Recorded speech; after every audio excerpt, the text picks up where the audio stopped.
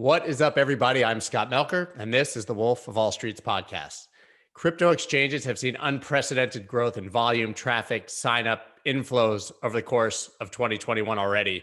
The growth is the reason I decided to invite back an earlier guest of the podcast, the CEO of a major crypto exchange. Richard Byworth, the CEO of Diginex, has over 20 years of experience in trading equities and derivatives long before he even got into crypto. It's my goal on this podcast to better understand the growth Diginex is seeing and get Richard's take on why this is actually happening. Richard Byworth, thank you so much for coming on again. Thanks, Scott. Great to be here. I just preface our conversation with the fact that obviously we are a NASDAQ listed company now, so I have to be a little bit more careful with what I can say. But I'm looking forward to having a great discussion. All opinions expressed by Richard are his own and do not reflect it. We've all heard the disclaimer many times before. So we spoke back in September now, which seems like a lifetime ago, and Bitcoin's around $10,000, right? Mm-hmm. And we had made some grand predictions, and both of us thought that what we've seen is possible. And I think that at the time, many did not. So what happened? What got us here? How are we sitting over $50,000 now when it was only $10,000 those few months ago? Yeah, I think, for those of us who are deeply immersed in the Twitter sphere and Bitcoin as an asset class, I think that this is completely unsurprising. This is, it's just a function of where we are in that supply demand cycle that has been really impacted by the halving, obviously, of Bitcoin that we saw in May 2020. Combined with this massive, explosive growth in stimulus, which has really just rocket fueled what we're likely to see out of Bitcoin pricing this year. We've really, it's phenomenal to watch the price action. You're a trader, you look at it all the time. I watch some of your videos. Like the way that this is dipping now and then rallying further, it's just such a strong signal that this momentum is going to continue. You flagged recently that I was on Bloomberg making a prediction of 175,000 for this year, and you, like many others, said, "Why so bearish?" Yeah, conservative. I think, yeah, but this is probably. I said it on Bloomberg as well. I think that I expect it to actually overshoot that level, but I think that that's probably where, if I had to have a gun to my head, where I'd be positioning it right now. And I think when you and I sat down, we were talking about 30,000 for the end of the year, which seemed like not very far away, but we hit 29,000 on December 31st. We pretty much nailed it. Yeah. Yeah. It's interesting. I just saw that, Scaramucci came out. He's obviously become a massive Bitcoin bull, and he said that he was predicting $100,000 by the end of the year, but then gave the caveat that he's only saying $100,000 because every time he tries to say a higher target, people say that he's nuts and think he's crazy. So he's sort of conservatively estimating. And that's where I feel like you're potentially at here, but that is reasonable, I think. I don't think that 175,000 is crazy at all anymore. Mm-hmm. And I don't think that you're getting the same pushback on those high predictions. The thing is, Scott, and I think more and more institutional investors are starting to understand it. The Fed is not going to stop pushing that button. They are in an absolute hiding to nothing if they start to see deflation permeate through. They have to start to see growth or devalue that debt burden that they have, $28 trillion of it. If they get deflation, like, it's no go. They're going to be in a debt cycle worse than what we've seen in Japan. For 30 years, they've been in deflation. It's just, it's not something that the US is on a political level ever going to be able to stomach. So they've got to keep printing money against this sort of very deflationary impact of technology. Another, we talk about the book Sapiens, but another good book you should read is Price of Tomorrow by Jeff Booth. I think that's a phenomenal book, and he's obviously absolutely nailed that part of the deflationary element of technology, and the impact that has on a central bank that's trying to create inflation to create jobs and fight against this deflationary pull that you're going to have, which is, on a human capital level, we're going to see jobs, fall by the wayside at a massive rate. So the Fed has to just keep trying to push ahead. So there's a lot of people actually saying that this is going to be the last cycle of Bitcoin where you actually have, have the chance to be buying it before, you're not going to get one of these massive dips that you had last cycle where we saw Bitcoin touch 3,000 in 2018. Obviously, then touched it again in the beginning of 2020. It's possible that you're not going to get that with the monetary situation going on in the background. Right. You say that they obviously have to keep hitting the button. They have to keep printing money. They have to basically create inflation to fight deflation, but you can't do that forever. So what's the end game? If you just keep printing forever, I mean, maybe it's different because it's the dollar. That's the argument people make. But we've obviously seen with, Venezuela or Lebanon, Iran, all these other places that have done it, and they're not a global reserve currency. We know how it ends. But how does that end for the dollar if they just keep printing? So you're going to end up in a situation where effectively either the US says, okay, we have to just let deflation play out, and we have to just accept austerity measures and accept the fact that we're going to go through this cycle of just really painful lack of growth with people losing jobs by the droves.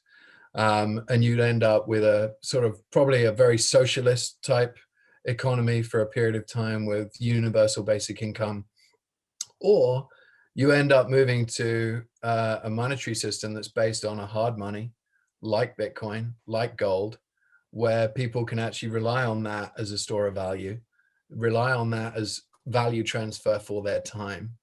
And then, that brings with it a totally different era.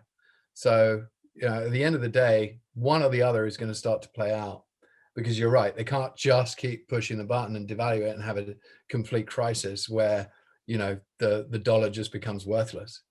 Where do we go? So it's one of those two outcomes, in my opinion.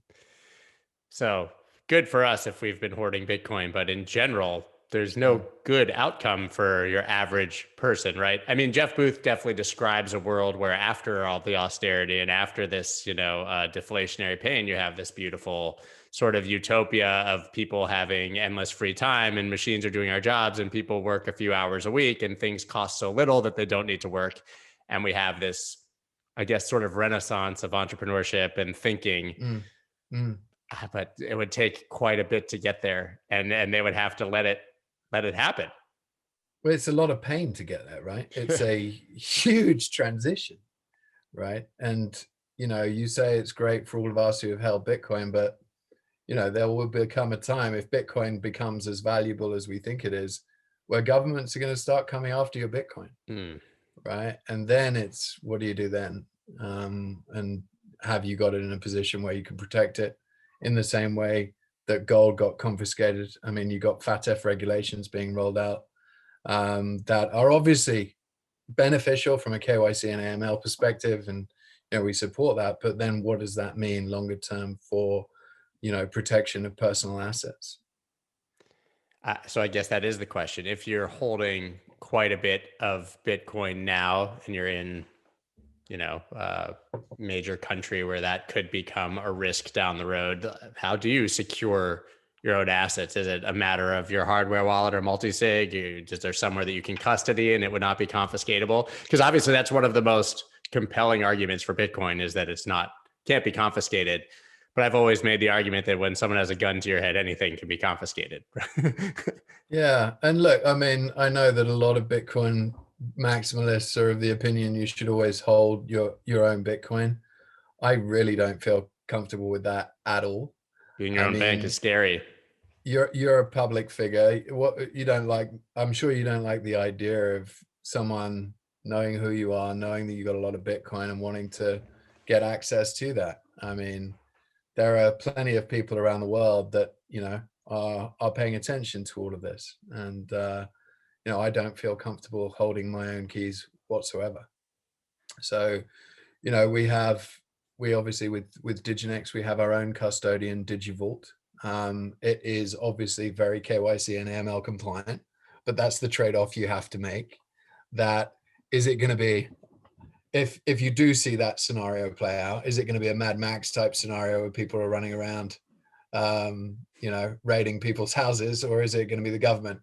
I think probably I'd prefer to be in a safe, secure custodian that's third party that I can't get access to easily, because otherwise you're going to be an obvious victim for this sort of stuff. Absolutely. I've made it. I mean, I can only say personally, but every day I make it more difficult for myself to access my own Bitcoin, and I put everything, at further arm's length and secure it in the craziest of ways, or at least crazy to me from 2 years ago, because I would have never considered that I would have gone this far down that security rabbit hole. But you're absolutely right. And the more attention that it gets, the more risky it will obviously become. It's the trade-off of the prices that we predict are very good for us, but maybe not for our health and security. Well, yeah, I mean, if we're talking about 175,000 for the end of this year, that's really going to make that that bounty, that sort of that center of attack very appealing. So that's obviously the answer for an individual. What you guys have been building for years now is really institutional grade products. And that's something that we talked about at length last time. Something that we both obviously view as being probably the fundamental difference between the 2017 run and the 2020 run. I don't want to speak for you, but obviously institutional interest paired with the ability to actually, be able to interact with this asset, secure your assets. I mean, we knew that Tesla wouldn't have come in 2017 and put their 1.5 billion in Bitcoin on a ledger, right? Yeah. So what do you see from institutions now? Do you think that we've finally reached the point where they're comfortable with the tools that you guys are providing and what's accessible, and that they really can plow into this without much fear? Yeah, I mean, look, the corporate level of interest, the family office level of interest is higher than we've ever seen before.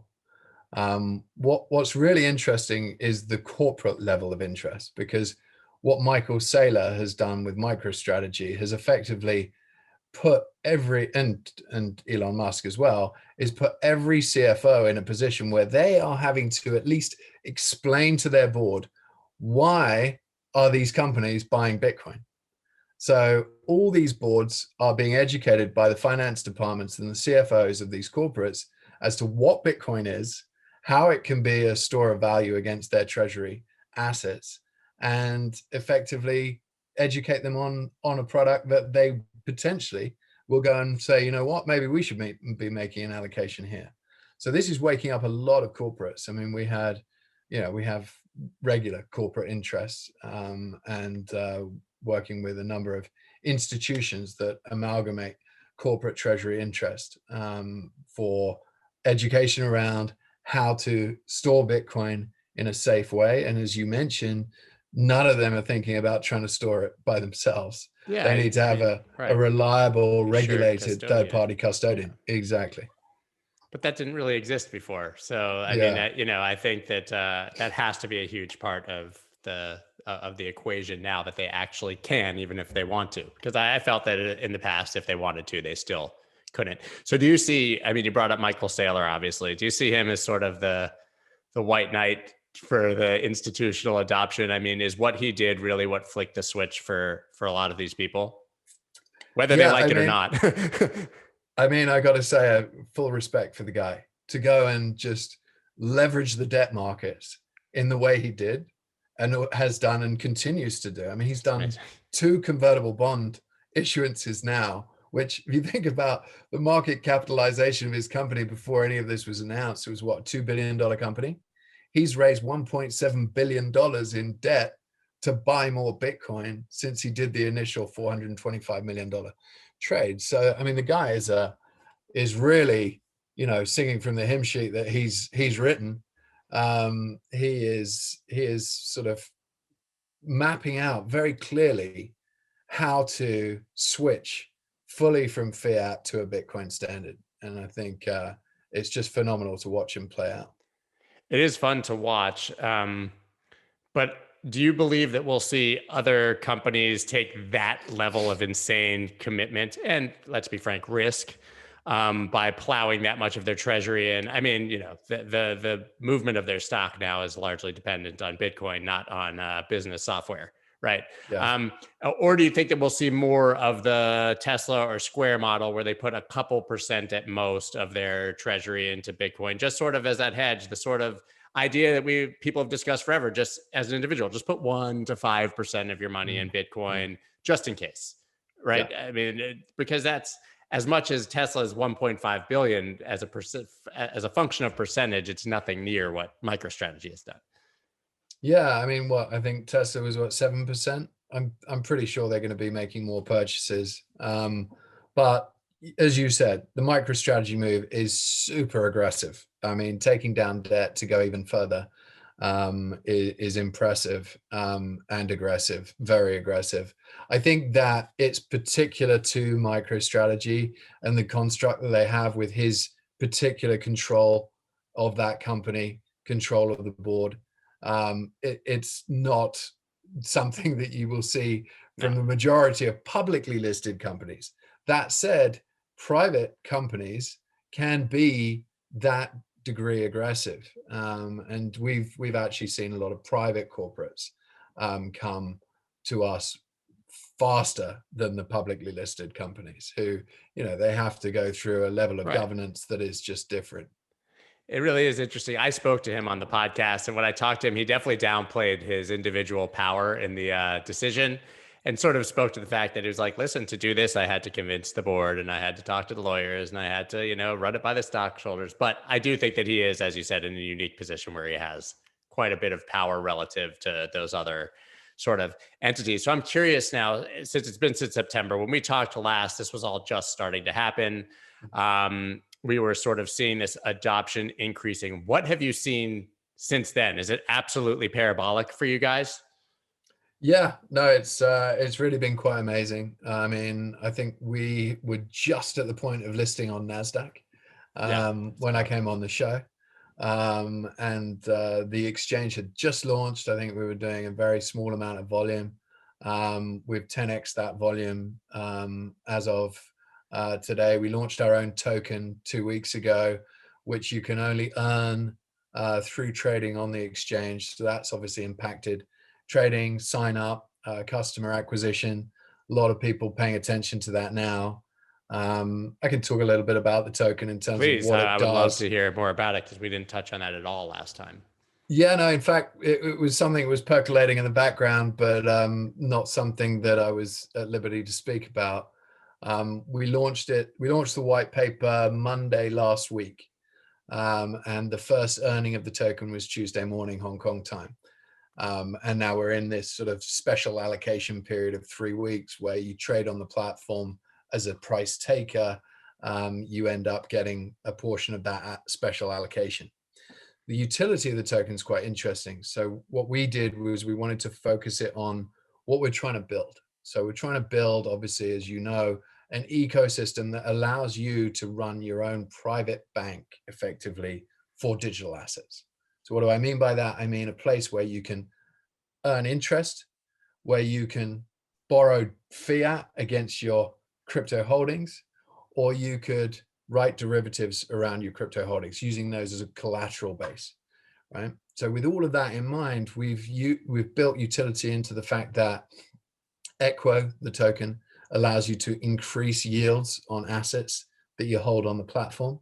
It allows you to use Equo as collateral for derivative trading and also for loans as well. So yeah, it's really playing on that future of this, thinking about having this platform as your own private bank for digital assets, where, private banking is an industry that's really, it's limited to very wealthy people. But with this asset class, you don't need to limit it to that. You can do all of that with this asset class, as we've started to see with the emergence of DeFi. You can lock stuff up and get yield on your assets, and that's exactly what we're trying to build. And in fact, we've got quite a cool little element of DeFi within the token as well. If you hold the token every day, you get more of the token from effectively staking rewards in yield. It's awesome. So The reason that I giggled when you said that private banking was because you were talking about yield before, and I laughed because we all know that yield is a thing of the past in an actual bank. So, and I don't even know that you're saying it was percolating. It was probably on your radar back then, but I feel like now, if you're going to be a functioning and successful exchange, that you have to be offering yield on holdings. I think that's all happened very, very quickly. Yeah, no, it has. I mean, I think probably it wasn't even happening across the board when you and I spoke. I mean, No. we announced that we'd acquired some technology that allowed us to roll it out relatively quickly. So we're actually starting to do our first trades at the moment. We'll be integrating it into the platform next quarter for people to actually be able to lock up their assets and earn yield on them. But there's one other aspect of the token that we wanted to pay a little bit of a homage to Bitcoin. We made it so you can only ever have 21 million tokens. That's awesome. That it has a halving supply schedule. So the tokens are earned in reward blocks every single day. And every 90 blocks, the reward of tokens reduces by half. And that issuance period goes on for 2 years. So you've got even blocks. So it's similar to Bitcoin in style. Obviously, we wanted to pay homage to our favorite cryptocurrency. So it's deflationary, has the halving, and also earns you yield. And that's a pretty compelling use case. You mentioned that it gives a yield bonus. I love that. So if you hold it effectively, you guys have your standard rates and it increases the rate if you're holding it, basically. Like, I don't know how much, I haven't looked, but what are the actual rates? Take an example, right? You've got Bitcoin on the platform. Let's say you got $50,000 of Bitcoin. If you're in the first epoch before the first halving of Equo, every one Equo is equivalent to $1. So for example, if you hold $50,000 of Bitcoin, you'd need to lock up 50,000 Equo against that Bitcoin to get an enhanced yield. So you'd get a minimum of a 10% uplift. So let's say, just for simplicity, Bitcoin was at 5% yield on our platform, you'd get minimum of 5.5% on that Bitcoin.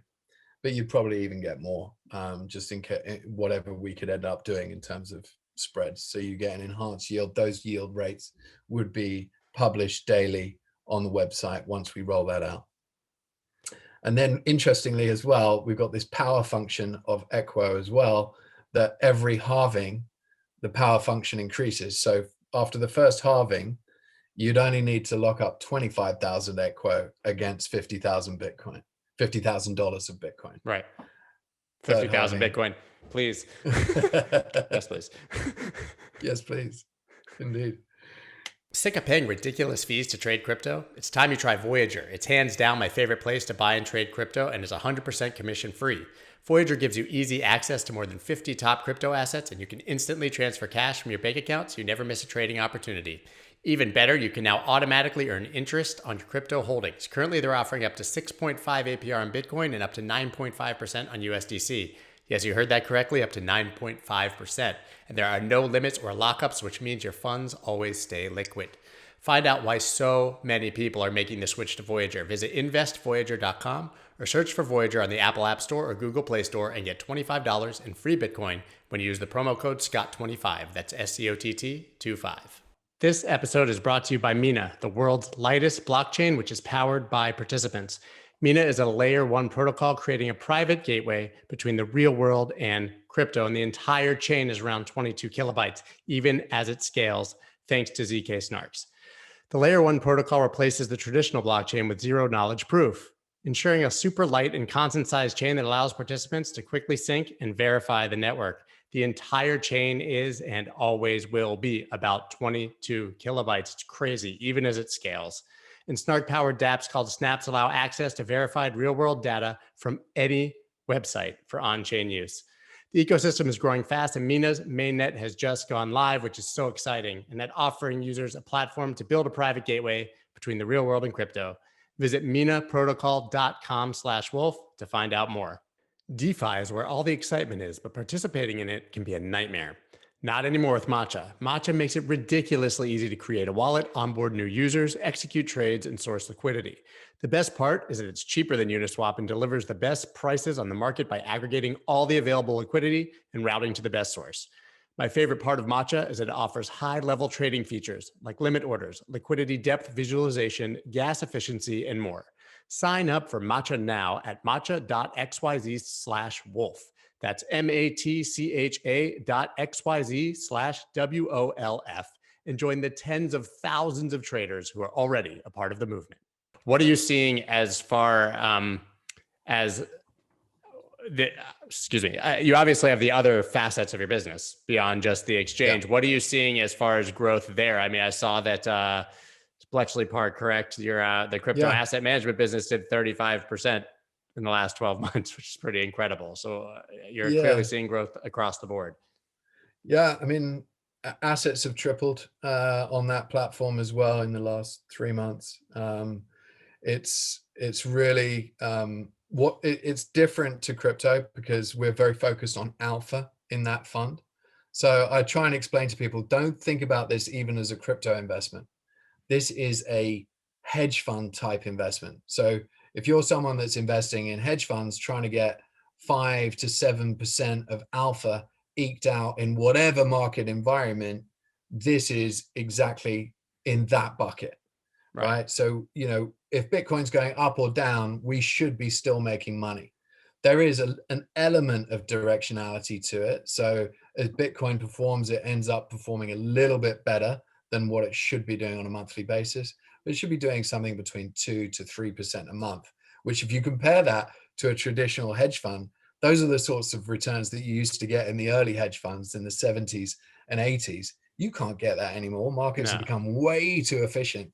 And so, you know, even the best performing hedge funds, something like a Millennium, you know, they're getting like 14, 15% on their asset base. Whereas, you know, we're looking at a standard IRR of about 25%.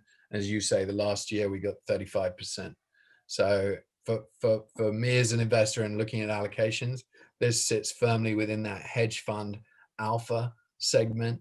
And yeah, it's very unique alpha that you have in crypto because you've got so many different arbitrage opportunities. I mean, for a long time there was the grayscale arbitrage. Now it's gone the other way, as we all know, with the discount. You've had multiple cross-exchange arbitrages. I'm sure you noticed what happened on Kraken the other day when ETH traded down to $700. Yeah. If you were sitting with dollars on Kraken, you know, you could be sitting there just taking $700 for every single ETH you traded. Yeah. So, I mean, there's a lot of money to be made in these alpha-centric opportunities that are market neutral. It doesn't matter what way Bitcoin's going, you're making money. Right. So you talked about, oh, sorry, go ahead. No, I was just saying, so it's extremely unique alpha. Yeah, I mean, you talked about the sort of origins of hedge funds when they were able to do those tremendous returns. Do you see sort of the similar inefficiencies in the market now that because the crypto market is still so inefficient versus legacy markets, that's why this opportunity exists? Exactly right. I mean, you used to have GDR traders, so the guys that were trading the depository receipts in Europe and the ADRs in the US. They'd basically, a good example was HSBC was listed in London and it was also listed in Hong Kong. If you could do the FX and do the trade effectively, every day you could be scalping like 5%. Now, obviously that just doesn't exist anymore. I mean, markets have made that so efficient that it's like 1 to 2 basis points of slippage between those things. But, you know, we've seen the traditional markets become considerably more efficient through technology. What you've got today still with crypto is you've got a bearer asset that's being moved around digitally. And you've got exchanges that are, you know, they're unreliable. Many of the exchanges are unreliable, falling over. They have, you know, no fat finger controls, which is obviously what happened on Kraken. So people were, you know, selling at market, hitting down $700 on ETH. I mean, Jesus, you got to be pretty furious if you were on the other side on the wrong side of that transaction. Yeah. Also, I mean, each exchange is sort of its own microcosm and its own market. Right. Yeah, So, I mean, you might have one market maker on one, another market maker on another, one random drunk who, like you said, fat fingers the yeah, extra zero. And, so then you get that opportunity on one exchange that never exists elsewhere. exactly right. And because the liquidity providers have to move their assets around all the time, and this can take, can take up to an hour in some cases, then, you can have those inefficiencies persist for some time. So, what are you seeing on the exchange now as far as increase in trading volume versus, a few months ago? Yeah, look, it's been parabolic, as it has across, the industry. What's been good for us, and we actually announced it this morning, is that with the launch of the token, even though volumes have calmed down a little bit since Jan Feb, ours have actually boosted, and we had a record day for retail volume on Tuesday, on the day of the launch, on the platform. So it's really been great. Unfortunately for many of your listeners, we're still not able to operate in the United States. Nobody is. Yeah, well, we look forward to the day that we're able to get across that chasm and offer our products and services to US residents. But for the moment, we're European and Asian. So, is it possible that will actually happen anytime in the near future? Obviously, we hear about it all the time as we look forward to it, just as you said. But what's happening here that makes it so difficult to offer? Look, you've got state by state regulation. That in itself, if I'm trying to operate out of Singapore, as we do, we're dealing with one regulator. With state by state regulation, you're just incurring a massive amount of cost, a massive amount of paperwork and administration, and New York itself, with the bit license. Disaster. Yeah, look, I'm not saying that it's insurmountable, but it's just, it would be great if there was some federal level regulation that would allow us to just move in with a bit more ease. But look, we'll overcome the hurdle. It'll be something that we're looking at doing in the future, but it's probably at least a year away at this point. State to state is incredible, because even once you get to the United States, if you live in New York, you still can't do anything. And then everyone else can in all of the other states. It really is. I mean, the system makes sense the right way that it was designed, but I can see that for someone like you, it would make literally no sense to have 50 different conversations about the exact same thing. Pretty absurd. Yeah, But I mean, the lawyers love it, obviously. a lot of billable hours. Yeah. Yeah. Yeah. So we'll look forward to hopefully getting there at some point in the future. So I'm curious, what barriers do we still have to overcome in this space to really get the biggest money in? I mean, it's even Tesla at $1.5 billion. That's big, but what do we need to have? Could it be market cap or platform inefficiencies for the Apples and the Googles and the Facebooks to come in with 10 billion or 20 billion, 50? Yeah, look, I think over time these guys are gonna make the move. It's really just a case of, you look at where Apple allocates its treasury right now. It's in corporate bonds and government bonds, and it's very, very low yield, low risk. I mean, they've got a money machine there. They don't have any risk to their capital, so they're not too concerned about this at this point. Now, as the Fed continues with this program, and we've already started to see some of the charts in M2 money supply that are coming out, people are going to have to start to pay attention, right? 35 or 40% increase in the monetary base in a single year. And your treasury is focused on assets yielding 0 to 1%. You've got to wake up and pay attention. So as I said, Michael Saylor has done God's work for Bitcoiners in terms of inspiring every board to demand from their finance department to understand what exactly is happening here. And I'm sure all of those big tech companies that you talk about are having that conversation at a board level. But it needs to be considered. It needs to be carefully thought out. I mean, Apple, I think it's Brayburn Capital, which is the way that they allocate the majority of their capital. It's a very secretive unit. Very hard, I can tell you, as an investment banker, we tried to get access to Braeburn Capital. It was difficult. So it's, they're very secretive about what they do. And I'm sure that their investment philosophy takes a lot of time to be changed. Sure. So does Bitcoin need to be bigger? Do we need to go from 1 trillion to a $2 trillion market cap? Does it have to be 5 trillion? Is there some number that's the final hurdle? Or is it that we need an ETF and all of a sudden compliance and there's no question marks and they can just buy the ETF and call it a day? I think the ETF will just open up the pension markets. So Pensions, all those 401ks that are sitting there not knowing what to do with their capital and just play stonks are effectively just, they're waiting for it. So I think that once the ETF comes, it will open up a lot of that 401k capital. When it comes to the corporate treasurers, I think that it's more about, as you said, having more reliable custodians. And what have we seen? We've seen Bank of New York Mellon come into this space, say, okay, we're serious about digital assets. We've got a strategy. We're going to be providing custody for our clients. So that, I think, is the tipping point for many of these corporate treasuries. Once you have a custodian that they have no headline risk about, because if they go and put all their money into Zappo or BitGo, no offense to those companies, they're great companies, but at the end of the day, if something goes wrong and they lose billions of dollars of shareholder money because of a hack or whatever it might have been, they can't turn around and say, well, hang on, this was Bank of New York Mellon, right? Yeah, so that I makes think total sense. that changes the game for them on an institutional level, which is why that was actually such important news, because that's when the bigger institutions can really start to pay attention. Yeah, it's nice to see the OCC at least giving some sort of guidance for banking.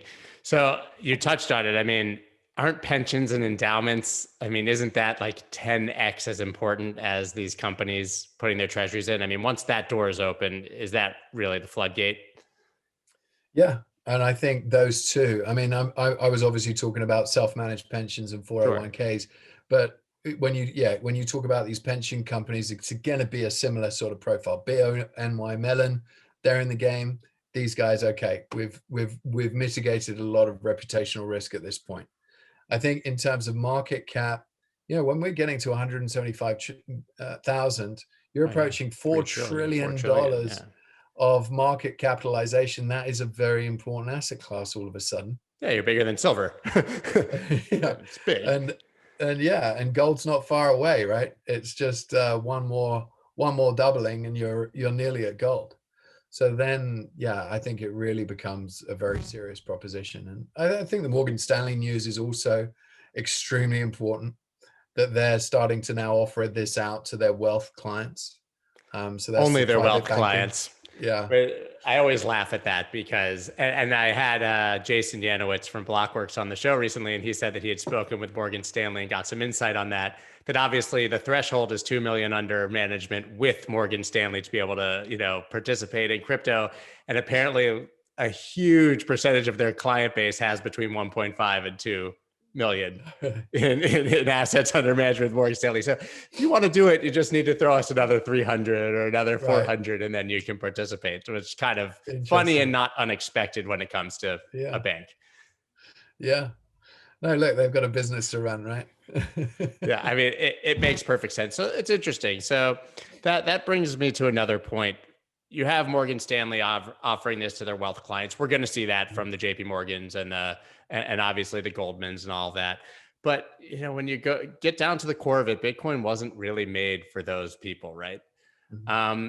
And so we talk about institutional adoption. It's amazing. It makes the number go up. But are we inevitably going to end up creating another wealth divide in an asset class that was really made for poorer people who don't have access to banking or unbanked or underbanked and are underserved? Or do you think that there's a way for everybody to sort of enjoy the bounty of Bitcoin? I think that and this comes back to what we talked about earlier, the idea of a hard money in a society where you know that by saving your money, you're actually saving your value into a future period of time, as opposed to fiat money where you just know that you probably better just spend it because it's getting devalued over time. And that's what fiat money incentivizes. It incentivizes consumerism. So I think that actually, for the less fortunate in society, it's probably better that we're not in a consumer focused society, and that they can store their work or their time in a money that holds its value. And I do think that's important. I think that the divisibility of Bitcoin allows for everyone to participate. $1 is still 9,000 Satoshis today. I mean, we'll look back on this podcast and say, wow, imagine you could get 9,000 Satoshis for $1. Imagine. Almost 6x where we were last time we talked. Exactly. So look, I think that, yes, these institutions help number go up, right? And that in itself is important for the overall adoption of this hard money, right? So eventually, yeah, it's getting into the hands of more and more wealthy people, but that you're never going to be able to avoid that. I would say that this is because as they recognize it, as it continues to grow, then they're going to jump on that bandwagon. But this is also being given to people in Venezuela, in Turkey, in Lebanon, who are struggling to hold the value of their work and what they've done to provide value to society. And they're also benefiting from this number go up situation that we're experiencing. So I think that, yeah, it was only a matter of time until big money started to come to play in Bitcoin. And their impact on pushing the price higher means that it just becomes more of an important asset, more of an asset that the central banks can't ignore. And as a result, more likely that we start to see mainstream adoption, and actually it could, in that future that we talked about, be used as the unit of account, which is a much brighter future for your average person. Sure. You just said so central banks can't ignore it. When do central banks put this on their balance sheet? I tweeted the other day that I thought it was really interesting. If you looked at the difference between Pakistan's response to India's response, right? India just banned Bitcoin again, and then Pakistan announced that all government hydroelectric power facilities will start mining Bitcoin. So it's very interesting that two opposing or governments that have been sort of at loggerheads for a long time are taking a very different position. And I think that as you start to think about how this is going to play out with nation states and central banks, it's going to be the first movers into this space that will propagate the rest of the people following. I think the Swiss National Bank will be one of the first credible central banks that will put Bitcoin on its balance sheet. Obviously, Switzerland as a nation is very pro Bitcoin and pro crypto, but also their central bank is very astute in terms of allocating the money that they're printing. And what better way to accumulate Bitcoin is to be able to just push a button and accumulate fiat to buy more Bitcoin. Yeah, it's effectively what Michael Saylor's doing on a smaller scale. Right. That makes perfect sense. So you talked about obviously nation states becoming involved. Obviously, I think the first ones, maybe besides Switzerland, that we will see it will be sort of those controversial nation states. The Pakistan, Iran is doing the same thing with their excess energy, or at least they were. We know that North Korea obviously owns quite a bit of Bitcoin, but I think that that's fine. Obviously, I just think that they'll be first, but then you kind of take the next step to CBDCs, the central bank digital currencies. And we just saw, obviously, that China is already testing theirs. We know that's coming. And I believe the Boston Fed and MIT have both now said that they're very close in development of a central bank digital currency for the dollar. Although, interestingly, neither would say if it was based on blockchain, which kind of blew my mind, because what else would it possibly be based on? But so what do you think of the role of central bank digital currencies, which I think are inevitable? Oh, absolutely inevitable. If you want to keep printing money, if you want to be increasing tax rates on people and have no escape, as Christine Lagarde put it, then you need to make all money digital and remove cash because it's total control. So you can't hide cash under your mattress anymore. You can't do what the Swiss are doing and locking up thousands of franc Swiss notes in bank accounts, in bank vaults, because it's all digital. So you imagine that day when no matter where you try to hide your digital fiat, it's in a wallet somewhere, and oh, whoops, my wallet just went to negative interest rates of another 10%. Well, you've just got no control over this. So then they have ultimate control, ultimate way to devalue the money, which is what they need to do, as I said before, with the huge debt mountains these governments are holding. Not good. But you have to then think that perhaps a central bank digital currency, I guess in the my eternal optimism says that will teach everyone to use a digital wallet, and then they'll be led towards obviously superior assets like Bitcoin, and they will lose that sort of fear of transacting digitally, or the things that have been barriers to entry for your average person. Yeah, sure. No, you're absolutely right. I mean, that is exactly what is going to happen. You're right to be positive about it, because suddenly everybody's going to get used to the idea of using a digital wallet, and more people will understand Bitcoin, the fact that this is a hard money. Yeah, that makes perfect sense. That's what I'm hoping for, because like I said, I do think that, I mean, those digital currencies are coming. It's sad. I mean, it really is a central bank wet dream, isn't it? To control every aspect of the money supply. Yeah, I mean, this is it's very clear. This is Christine Lagarde's intention. It's, Yellen seems to be on the same page with all of this. So, yeah, as you said, it's a very clear intention. So I'm curious what you would see as signs of, I don't want to say a market top, but perhaps a cycle top. Obviously people talk about sort of the jokes about Lambos. We're seeing $69 million NFTs and tweets being sold for $2.5 million. I'm just wondering, at what point does the sort of the FOMO and the euphoria start to kick in so heavily that you start to be cautious? It's funny you asked this, because I was actually talking to my wife this morning. She was reminding me that at Christmas, one of her family members berated me at Christmas lunch because I hadn't forced him to buy Bitcoin. I told him to buy Bitcoin, and last Christmas I bought him the Bitcoin Standard, and he still hadn't bought Bitcoin, and he literally berated me in like full anger in front of everyone at the lunch. And while I looked at that and I was like, how can this guy be serious? It actually made me think about the exact point of the question you just asked.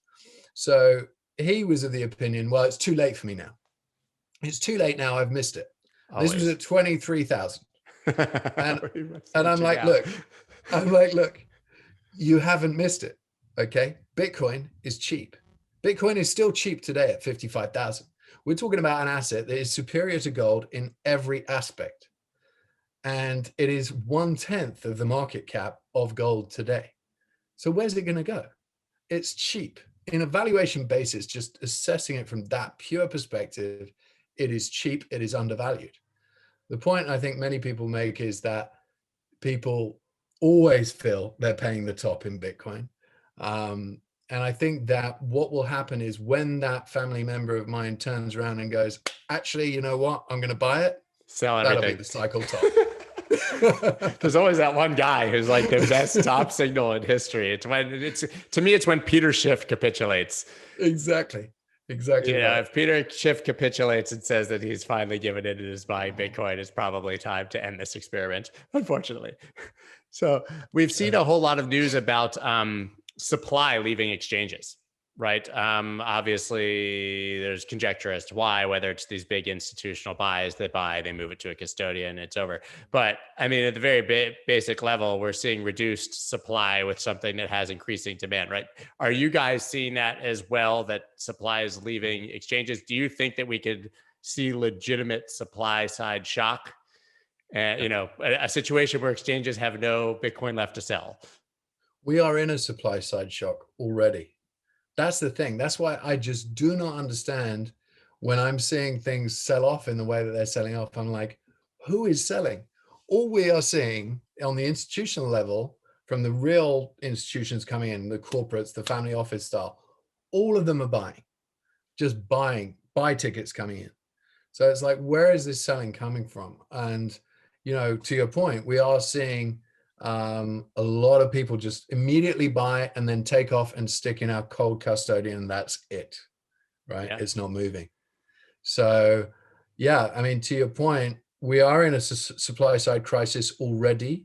I think that we're just getting the last noise of it before we start to see the parabolic move.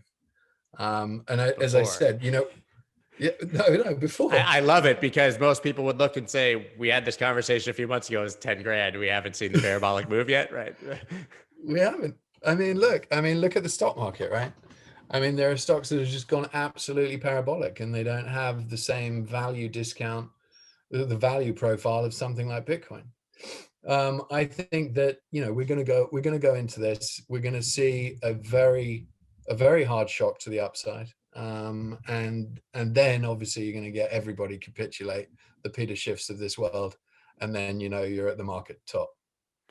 Makes sense. So who is selling? Is it miners? Obviously, like a lot of the on-chain metrics obviously show that miner wallets are sending to exchanges. We saw huge movements to Gemini of late, which was kind of on everyone's radar. And we saw another one recently to Coinbase. So, I mean, is the theory that basically, I mean, those guys have to pay their bills, right? This is a business. So it's less about having it as a treasury asset or reserve. They have to sell Bitcoin at some point when they've made profit. Yeah, no, absolutely right. And I think what you're seeing now is it's interesting because obviously a lot of that wallet off exchange focus is on Coinbase in particular in US hours. But what's interesting is, and you know, we watch this obviously daily, is that you're actually generally seeing a firmer market out of Asia. And when those institutional buyers don't turn up in the US, then you're actually getting a very weak market in US hours, which actually tells the story of where we've seen mining migration recently. There's a hell of a lot of new miners being set up in North America. And I think that that's, to your point, is where a lot of that supply is coming from. Yeah, that makes total sense. Another interesting thing is that we talk about institutional adoption all the time, and we only talk about American companies.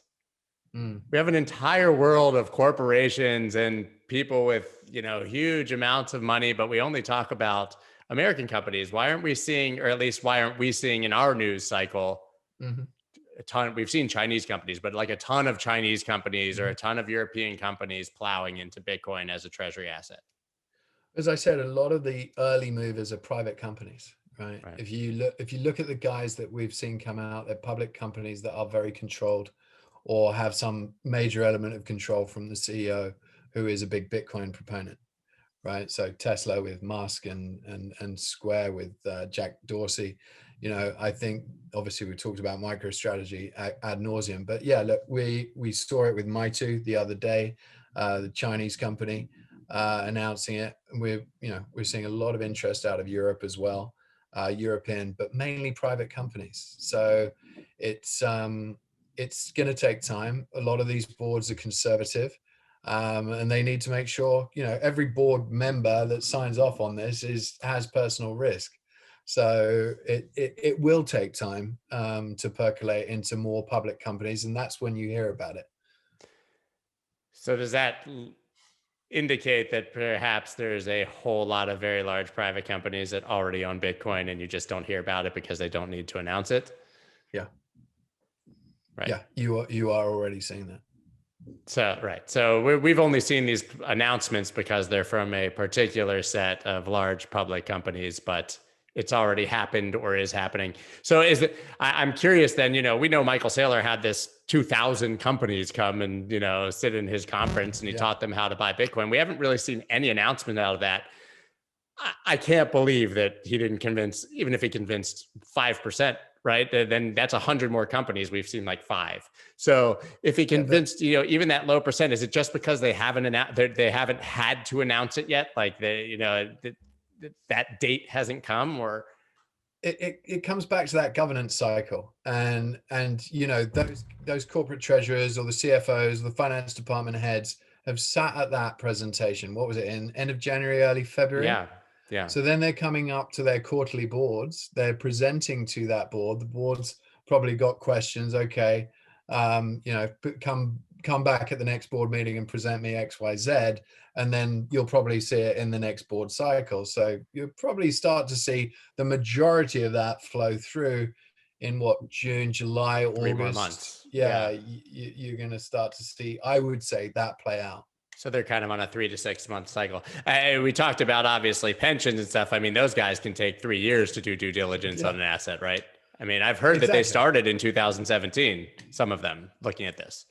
No, they did. And Pomp was very successful in getting, I think, what was it, the New York firefighters or New York police pension company to invest in his fund to buy Bitcoin. So yeah, Morgan Creek. Yeah. So yeah, I look, every institutional investor has been paying attention to this for some time. Now they've got that reputational risk alleviation from so many big players coming in that they can start to participate. And that's where it changes. I would almost argue there's reputational risk now for not including it, and that maybe we will see that be the real turning point for this, where it was like before it was, you were crazy if you considered it because you could go down with the ship. And now if you're not considering it, you're a dinosaur. Absolutely spot on. Absolutely spot on. Perfect. Yeah. So I know we're kind of getting up against it here with time. What can we look for from you guys specifically, in the coming months, years, even, because I know that none of us are going anywhere anytime soon. Yeah, exactly. So look, we're very excited about the next quarter. We've got a whole load of derivative improvements coming out. So things like isolated margin, cross collateralization, where you're going to be able to use your entire asset base, or you can just segregate specific portions of your collateral to specific trades. We've got then, we're going to have the whole option suite rolling out. We have our first tracker product coming probably next month, which will then lead down the road to more structured products. And then that starts to feed into the overall ecosystem for flow into options. So yeah, we're really building a long-term platform for derivative expansion. As we've seen, the model built before in traditional finance, that's the model we want to lean towards in terms of what we can do with derivatives, because it becomes very powerful when you can use that as an individual rather than having to have a prime brokerage account with an investment bank. It's very, very powerful. And it's super exciting in terms of what people are going to be able to do with that core collateral of Bitcoin and other assets around the space. So yeah, very excited about what it's going to bring. Obviously, Equo started its special issuance period and feeds utility into all of that future roadmap.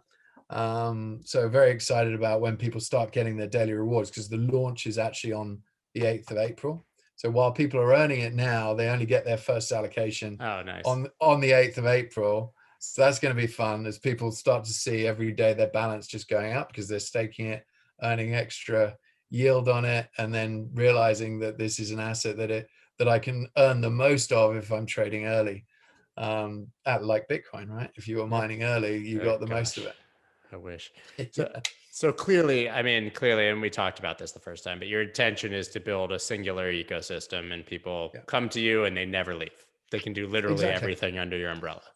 Exactly. We want to make it a super sticky, great place to be. The most successful prime brokers in traditional finance, they have that. They offer a full suite of services to their clients. We've just tied up with Itivity. So we announced a partnership with them. I think it was a little bit after I last came on the show, but we actually announced full integration with their PMS.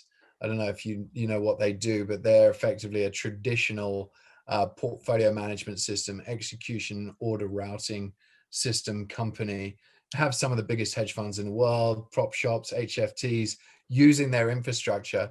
We've now plugged them into one of our products, Access, which allows them to trade across pretty much every major exchange in crypto. And so this is a really nice Trojan horse for institutions into the industry. And again, talking about stickiness, having a platform that can then, feed their assets into our custodian, do their transactions onto our exchange, and have that collateral base that's in the custodian being used to finance derivative trades onto the platform as well. So it's really nice sort of circular ecosystem, all encompassing. Well, next time we do this, I want to dig deeper into what you're doing with derivatives. That's something we talked about last time, and how your average person, since like you said, you don't need a prime brokerage account, you can just be a guy, how someone can actually use that to sort of develop a effective hedging strategy, because it's something that's so foreign to your average, probably Bitcoin investor and trader. But I know that that's like a whole other hour worth of conversation, probably. Yeah, for sure. So where can everybody follow you and obviously follow the company, sign up? Sure. So we have our exchange you can follow on Twitter at equos_IO. The overall company is the NASDAQ listed company that encompasses everything, is at Diginex Global on Twitter. We trade under the ticker EQOS on NASDAQ. And my own Twitter handle is at Richard Byworth. So yeah, that's the full suite. Well, thank you so much for coming back on. I didn't even make the joke earlier, but after our first one, at least 50 people said that you and I looked like we were like long lost brothers or something, which I found just really, really hilarious. Yeah, that was classic.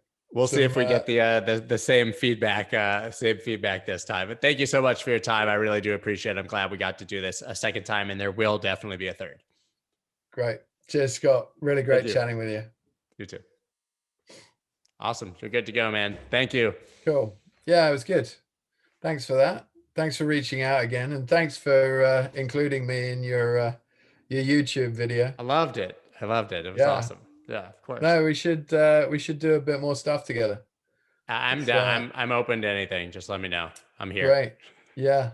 No, I'm just wondering if we can somehow get you some Equo. Is that thing is designed to go parabolic? I was gonna say didn't want to say it like while we're recording, but it's literally like I mean, yeah, deflationary. You can't even buy it. Like it's pretty epic. Yeah. Well, yeah, and everyone if there's a will, there's a way. Yeah, we'll work it out. Sure. Let me know. But thank you again, man. It's really great. Great. Cheers, Scott. Really appreciate you having me on. Have a good one. Thanks, man. Bye.